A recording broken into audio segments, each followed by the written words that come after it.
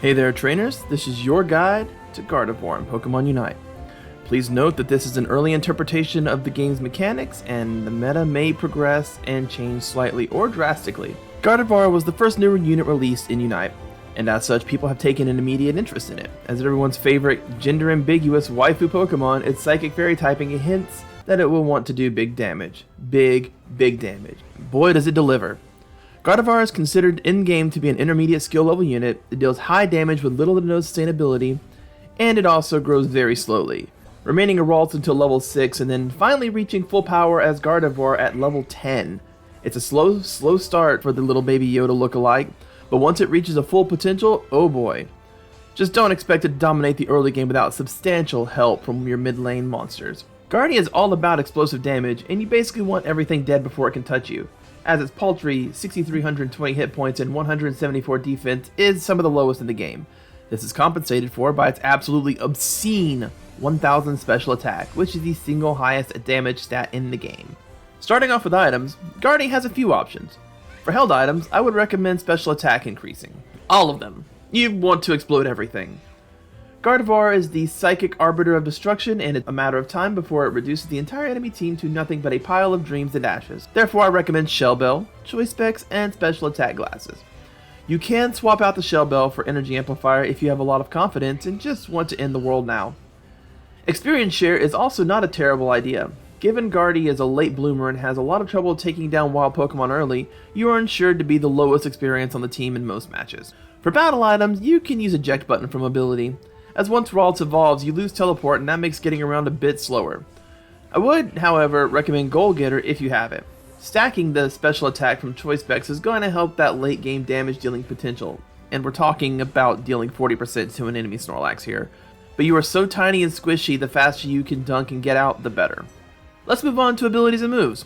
Guardy's third basic attack reduces the special defense of all Pokemon it hits, because it needed to be an area in effect. Its synchronized passive transfer dots and slows back to the enemies, making it extremely hard for the opponent to chase you down. If they slow you, you slow with them. Burn you, you burn them. Despite its squishiness and lack of mobility, it's just flat out difficult to chase down and KO Gardevoir. Your first two moves are Confusion and Teleport. Take Confusion first, as it actually deals damage. Teleport does empower your next attack, but without Confusion to take advantage of the special defense drop, it doesn't do much. At level 6, you get to choose between Psyshock and Future Sight. You will most always want to take Future Sight, but allow me to explain. Psyshock deals more burst damage, 100%. If you land all 3 hits, it devastates enemy hit points. However, the problem lies in both its substantial cooldown and the way the bursts work. If all 3 bursts do not land, it's not nearly as impressive, and the bursts all happen at the exact same distance from Gardevoir that the first one did. So if you aim the last attack at, say, an enemy Lucario, who then uses its Charge Punch to move out of it, realigning the attack is nearly impossible and you're missing 1, if not 2 bursts. The cooldown makes it so that once you do the attack, you are done. Pack it up and head back to base because you're out of the fight for at least 7 seconds. It's a lot of time in matches that only last 10 minutes. Meanwhile, Future Sight places a delayed explosion on the ground. If the attack lands, it gets cooldown reduced, and, once upgraded, a successful hit completely removes the cooldown. This lets you place rapid fire Future Sights in a team fight and decimate the enemy team. While the damage is not as high as landing 3 Psyshocks in terms of burst, the overall DPS late game is far superior. Plus it lets you cut off chases and escapes once you learn how to place the zone. Psyshock is better for dueling squishy opponents, but you don't really want to be doing that as Guardy. You want a big, thick boy standing between you and certain death. In addition to that, the other 2 abilities Guardy gets combo very well with Future Sight to ensure it's always off cooldown. Speaking of, at level 8 you get Psychic and Moonblast. Both are similar in terms of functionality, straight line ball attacks that do damage. Psychic ends in an AoE that slows and has a lower cooldown once it's upgraded. Moonblast stuns the first enemy hit and grants a shield for Guardy once upgraded.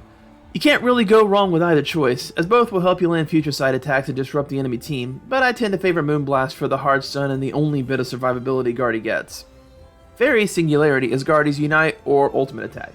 It creates a black hole in the field that pulls opponents in and eventually explodes, as black holes do, displacing them.